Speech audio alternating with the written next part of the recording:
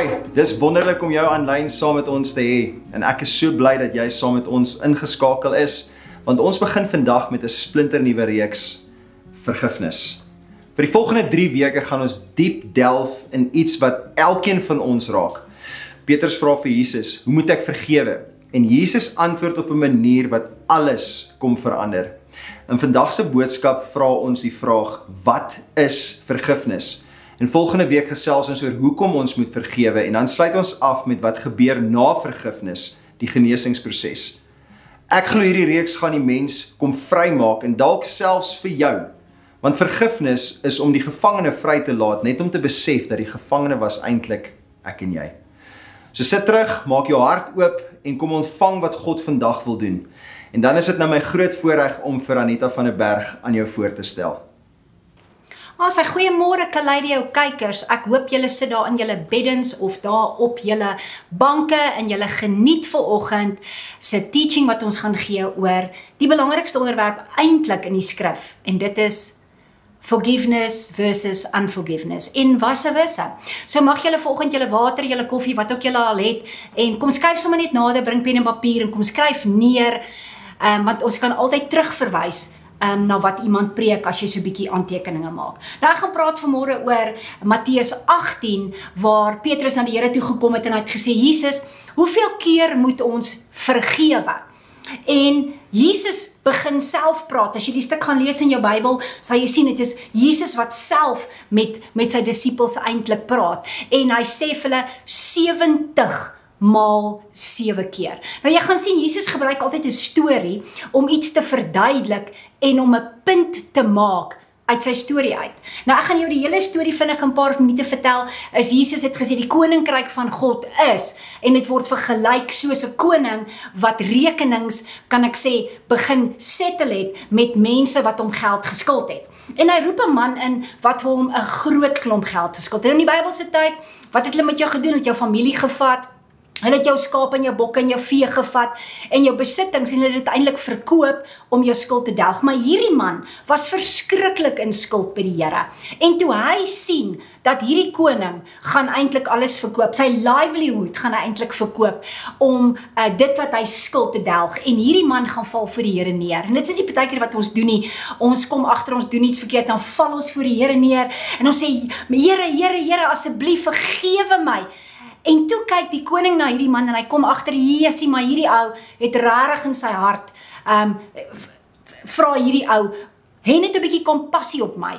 En hierdie koning kry pity vir hierdie ou. Ek gebruik baie Engelse woorde, maar hy kry toe regtig hier diep in sy hart, kry hy gevoel vir hierdie ou, gaan jou vergewe.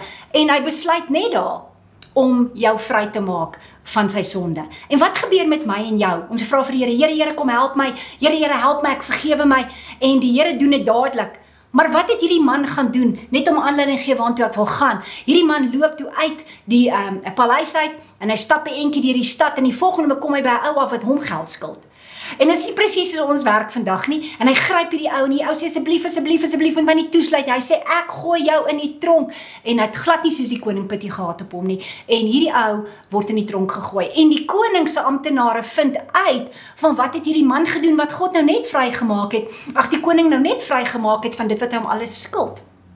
En hy laat roep hom in. En dis die kruks waar ek vandag met julle wil begin, is om te sê vers 32 uit die Engelse vertaling. En dan die meester kry hom in en hy sê vir hierdie ou, kom bietjie na my toe, ek wil hoor, your wicked servant. Hy begin met die woorde wicked. Nou daar's 'n ding wat met ons gebeur as ons nie kan vergewe nie, of ons loop rond met goed wat ons hier binne in ons harte dra. Ons word wicked mense. Ons word eintlik tipe van evil. Hy sê ek het al jou skuld wat jy gehad het ek gekanselleer. Ek het elke ding wat jy vir my gevra het, jy het my gesmeek en ek het dit toegepas, maar tog het jy nie mercy gehad op iemand wat jou geskuld het nie. Werk dit nie vandag so in ons eie lewe nie. Maak nie saak wat ons deurgaan nie, maar as ons okay is dit okay. Maar maak nie saak wat iemand anders aan jou gedoen het nie. Jy gaan hom terugbetaal en dis nie hoe goed werk nie. Dis glad nie wat Jesus in hierdie stuk bedoel het toe hy vir Petrus sê nee, 70 maal 7 keer en hy vergelyk die koninkryk met 'n koning wat rekenings kom afskryf. Nou, wat sê die Here toe vir hom? En hier is die hele ding. Hy sê, you should have mercy on your fellow servant, but you didn't. And now that you didn't, the anger of the master becomes so violent. He said, I'm going to put you in jail, I'm going to jail you, and I'm going to send you to the torturers. Het julle geweet, dat baie van julle wat na my kyk vanoggend, en baie keer wil daar sit en na my luister vanoggend, is julle eintlik baie wicked? Is ons eintlik op 'n plek waar ons mense moes vergewe het? En natuurlik jouself, want dis eintlik die grootste persoon wat ons moet vergewe, is goed wat jy self veroorsaak het. Nou het jy geweet, die Here lê geen voorwaarde nie. Dis onvoorwaardelik. Die Here sê, ek wil net hê, jy moet ander vergewe, soos wat ek jou vergewe. Waar begin onvergewensgesindheid? Dit begin by ons as mens, waar ons smeek, maar ons draai om en ons dra goed vir jare en jare teen iemand anders. En het julle geweet dat onvergewensgesindheid is eintlik een van die grootste sondes wat ons kan huisves in ons lewe. En is maklik om 'n hartaksie te sê jy moet doen, maar is makliker om 'n mondaksie te doen. Ag, ek vergewe jou. Jy's vergewe. Moenie bekommerd wees nie, ek het jou vergewe. Maar môre stap jy weer in 'n winkel in en jy sien hierdie selfde persoon en hierdie selfde gevoelens kom net hier by jou op. En onmiddellik speel al daai goed terug wat hierdie persoon aan jou gedoen het. Was dit om 'n ou vry te maak van dit wat aan jou geskuld het? Nee, jy weet, die Here se hart is so suiwer as dit kom by dit. Hy sê, hy het gesien, as die koninkryk van die Here is soos 'n koning, hy het gesien, hierdie ou sê, asseblief Here, asseblief, moenie my vrou en my kinders vat nie, help my. Dis presies wat God verwag dat ons moet doen, is om net voor hom neer te val en te sê, Here, vergewe my. Here, maak my vry vir dit wat ek teen iemand hou, en dit waarvoor ek my verantwoordelik hou, vir wat ek veroorsaak het, of miskien wat jy gedoen het, jare terug, jy die verkeerde besluite gemaak, jy het besluit om iemand te vervolg, wat jou geld skuld, is dit nie waar in vandag se lewe, wat so baie mense ons beloftes maak, hulle kom nie na nie, maar dis waar Jesus sê, ons moet nie wicked raak nie, ons moet nie laat hy ons stuur na 'n plek toe van, waar ons in tormentie ingaan nie, waar ons voortdurende siekte het, 'n voortdurende kopseer, 'n voortdurende situasie wat jy pil moet drink, of voortdurend moet jy gryp na 'n ander middel, om daardie ding wat jou spesifiek jaag, net te kan onderdruk. Nou vanmôre is dit so lekker om te sê, jy weet, ou Petrus het dit so mooi verstaan, toe die Here hom begin verduidelik het. Ek dink die disippels se oë so groot so spierings geword, hulle sien, 70 times 7, nou wat behels dit? Dit behels elke persoon, wat iets aan jou gedoen het, hoe groot dit ook al is, hoe klein dit ook al is. Dit kan iemand wees wat op skool jou vetkruid gevat het. Dit kan iemand wees wat op universiteit jou onredelik behandel het. Dit kan 'n meisie wees wat jou gelos het vir jou beste vriend. Dit kan 'n pa wees wat jou nooit aanvaar het vir die mens wat jy is nie. Julle, ek kan lyste noem. Dit kan die kleinste dingetjie wees wat jy teenoor iemand dra en wat eintlik 'n sonde word, want nou sit jy met hierdie ding, hy broei in jou hart, en hy bring in jou hart daai, hoe dit mooi stel, you are wicked, en ons kry al hierdie gedagtes, hierdie terugflitse, hierdie negativiteite oor hierdie persone, en jy kan nie loskom nie, en wat wil jy doen? Jy wil angry wees, jy wil jou cool verloor, jy wil hierdie persoon gaan gryp om sy keel, en vir hom sê, jy skuld my, weet jy wat, jy skuld net God. Het jy geweet, die Here sê so duidelik in die woord, vers 35, hy sê, this is how my heavenly Father shall treat each of you. So ons gaan dit nie een vrywaar nie. Hy sê, my pa gaan elke een van julle so behandel. Hy gaan elke dogter, elke seun wat nie vergewe van sy hart. Dis maklik om te sê, ek vergewe jou, maar dis 'n hartsaksie. Het jy geweet, as jy nie kan vergewe nie, onttrek God se goedheid uit jou hart uit. En dis waar mens hart begin raak, dis waar mens koud begin raak, dis waar mens op 'n plek kom wat jy stoot liewers mense weg, en jy bou walle om jouself, want jy wil hierdie ding wat ons noem die hart, wil ons beskerm. Want wat is die plek wat eintlik die seerste gekry het? Dis eintlik jou hart, jou hartsaksie, jou hartsplek. Ja, ek weet jy sluk hard en vat 'n slukkie van jou koffie en jou water vanoggend en ek weet jy sluk hard aan hierdie ding, maar kan ek vir julle sê, baie van ons siektes in die lewe is gekoppel aan iets wat iewers in jou lewe gebeur het. Baie van ons arteritisse, baie van ons kankers, baie van ons suikers, baie van ons niere is goed wat ons saam met ons dra. En dan sê die woord van die Here, I will send you to the jailers and the torturers and you shall pay back until you have forgiven. Moenie vanoggend daar in jou bed sit en laat die vyand kom en hy bring hierdie persoon en jy het hierdie antagonisme teenoor hierdie persoon en jy voel, ek wil nie hierdie naam hoor nie, ek wil nie meer dink daaraan nie, maar tog is die movie in jou kop. Daai ding speel die heeltyd af. Daar waar jy sit vanoggend, daar waar daai persoon dadelik opgekom het, daardie ding wat jou maak dat jy 'n bagasie saam met jou sleep en dat jou hart in bitterheid en koudheid is en dat God uit jou hart uitgetree het, want God kan nie werk in 'n hart wat verhard is nie. God kan nie werk in 'n hart wat versag is nie. Verhardheid teenoor ander nie. God werk in 'n hart wat versag het. God werk in 'n hart wat sê, vergewe my Here. Maak my skoon vandag, maak my vry. Ek wil nie vasgeanker sit in hierdie ding nie.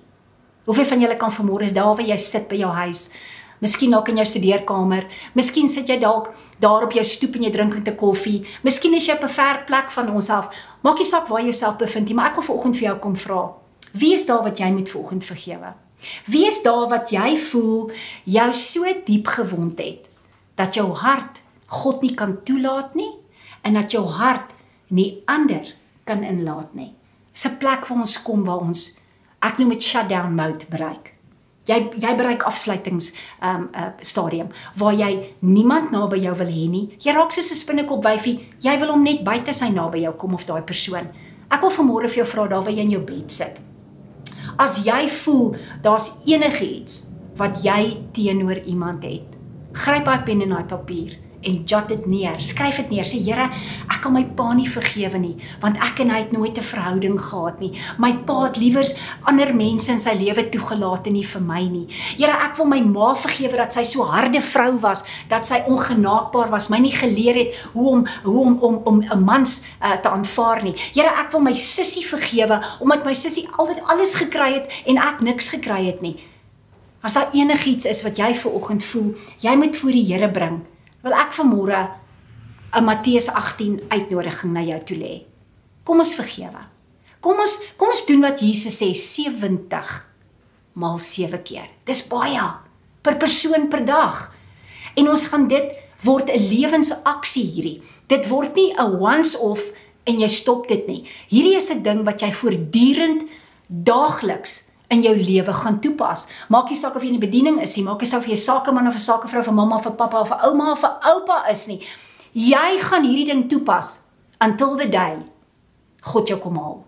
En ek wil vanoggend vir julle vra, dis vir my belangrik om vir julle te sê, ek is gered uit onvergewensgesindheid uit. Ek het terminale kanker gehad. Ek kon nie iemand vergewe nie.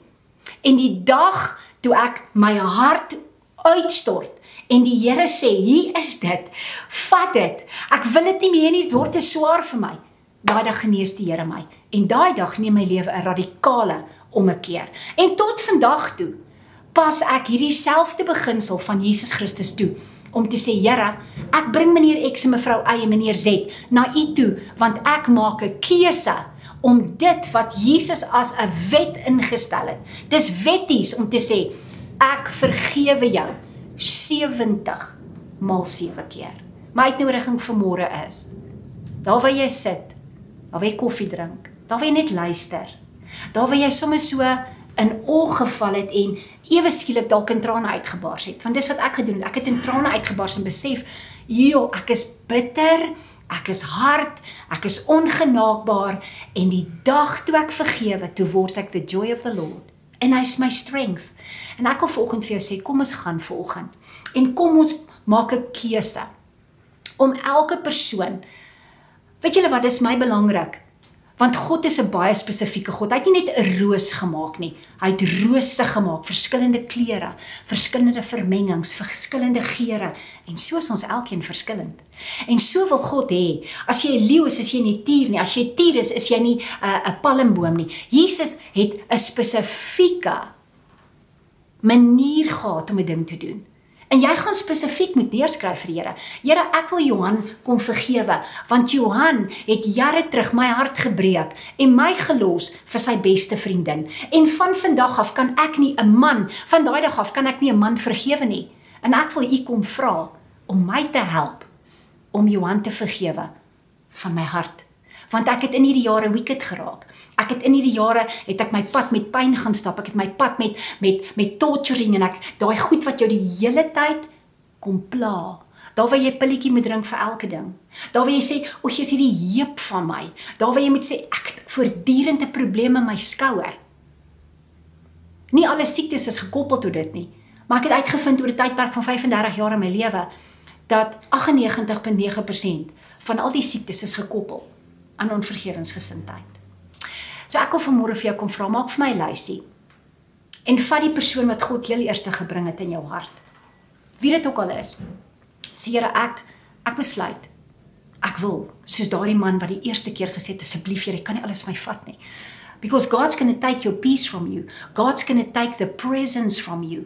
Weet julle wat? Dawid het gesê, please don't take your presence from me, Father God, in Psalm 51. En dis wat ek wil hê die Here moet terugbring in julle lewe, is sy vrede. Want ons het nie vrede as ons bitter is nie. Ons het nie vrede as ons op daai plek in ons lewe is waar ons nie vryheid in ons lewe het nie. Laat die joy van die Here terugkeer. Jy al gesien hoe lyk iemand wat nie kan vergewe, is bitter, is suur. Hulle lyk soos 'n suur lemoen. Want the joy has left them. The presence of God has departed. En jy is op 'n plek van foltering. Jy's die hele dag besig om te stoei met hierdie goed. Kom ons bring daai persoon volgend. En ons maak 'n keuse en ons sê, Here, ons kies om vry te wees. Ons kies, as ons vanaand bed toe gaan, dat is u deel van my hart. En dat u sal terugkeer na die kamers van my hart toe, die plek wat verhard het, die plek waar u nie deel van kan wees nie. Moenie 'n voorwaarde stel. Het jy al gehoor praat die mense? Ek sê jou vergewe, maar die moment as ek sê maar, het ek 'n kondisie ingebring, is unconditional, geen kondisie. Die Here sê, as jy nie kan vergewe nie, kan ek jou nie vergewe nie. So wat is die eerste aksie? Ons moet tot God nader, sodat hy na ons toe kan nader. So kom ons vat hierdie hele gedeelte, dat die Here alles wat ons aan mense skuld, en wat ons dink ons skuld aan mense, dat ons skuld vir hom kan gee. Dat hy vanoggend kan kom en sê, ek is die waarheid, die weg en die lewe, en ek maak jou vry. Want jy het een aksie reg gedoen. Jy het gesê, Here, ek bring Johan, en ek noem 'n voorbeeld, en ek vergewe Johan, dat hy hierdie ding aan my gedoen het, en gemaak het, dat ek nooit weer 'n man kan vertrou nie, en dat ek in my lewe foute gemaak het, en weet jy nou, hoekom trou jy weer en weer en weer en weer, omdat jy nooit daai persoon vergewe het nie. Nou spring jy elke keer met dieselfde bagasie binne 'n nuwe verhouding, omdat jy sit met al hierdie baggage. Vanmôre is ek hier om julle te help, en ek dank die Here vir Shay, dat ons julle pakkies kan kom uitpak, en vir julle kan sê, ons is 'n middel om vir jou die tool te gee om te sê, kom ons pak vanoggend al hierdie bitterheid uit. Kom ons pak uit al hierdie sere wat ons dra. Kom ons raak ontslaaf van hierdie pyne, kom ons raak ontslaaf van hierdie medikasies, ons kom by die hart uit, om te sê, Here, uit my hart uit, besluit ek, om te vergewe. Want Here, dis die enigste ticket, kaartjie, wat jou in die hemel gaan kry, is om te sê, ek het waarlik vergewe. So ek doen 'n beroep aan elkeen van julle, daar waar julle sit vandag, daar waar julle na my luister, en is my so naby aan my hart, dat dit vir my belangrik is, dat jy niks teen iemand sal huis wees nie. Moenie vanaand gaan slaap, of vanmiddag op jou bed gaan lê, of uitstap daar waar jy sit, en jy sê, Here, ek kies. Ek kies. Jy moet 'n keuse maak. En vanoggend staan jy voor die grootste keuse van jou lewe. Dis nie vir geld jy het en wat aansien jy het, wat sy posisie jy beklee nie. Dis hoe jy vergewe.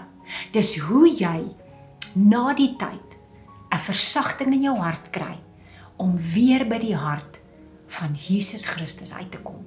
So kom ons sit vanoggend en ons skryf daai briefie, elkeen se naam en elke aksie.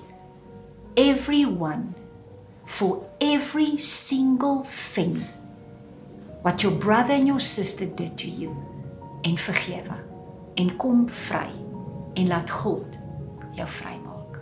Mag hierdie boodskap jou diep tref. Mag jy volgende week, waar Rochey aangaan, mag jy sommer 'n nuwe lied in jou hart hê, en mag jy die stap toepas, wat hy dan met julle gaan deel. Mag julle 'n wonderlike Sondag hê, en mag julle God se liefde en vrede terugervaar in julle lewe.